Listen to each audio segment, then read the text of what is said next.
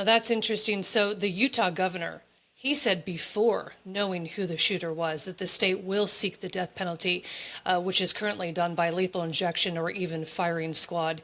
So now that we're starting to learn more, we know this alleged shooter, 22 years old, received a scholarship to college, raised Mormon, no priors, turned himself in. The reason why I'm listing those things is I wonder if backstory plays a role in this decision, and if you, as a top prosecutor, former, would seek the death penalty if this were your case.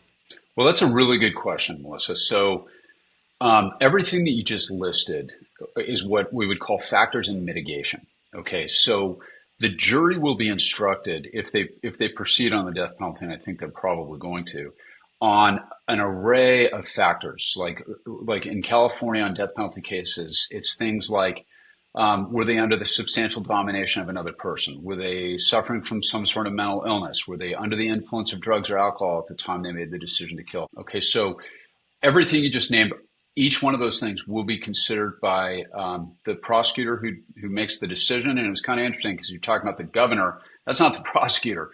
Gavin Newsom could come into California and tell me all day long he didn't want me to pursue death on one of my cases, and I would have laughed him out of my office. So Good not point. sure. I'm not sure how the governor weighs in on that. Now, is this a case that if I was the prosecutor on that, would I seek the death penalty? And also, I should probably say background wise, I was in the homicide unit for 17 years, and I sat on our committee for 15 of those, where we would make a formal recommendation based on the facts of every special circumstance case filed in Orange County. We sought death in less than 4% of the cases.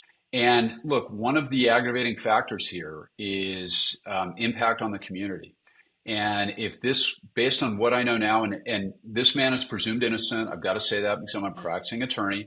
He is presumed innocent. Would I seek the death penalty on this one? I would absolutely seek the death penalty on this case. This was a political murder.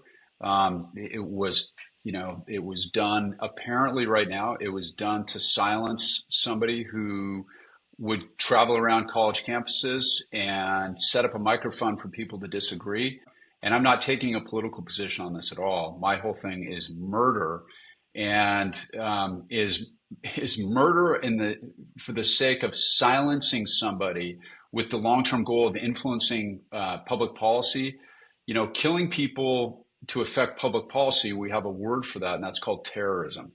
And that is literally pretty much the textbook definition of what terrorism is. It's killing somebody for the sake of impacting public policy or making people afraid to do or not do something.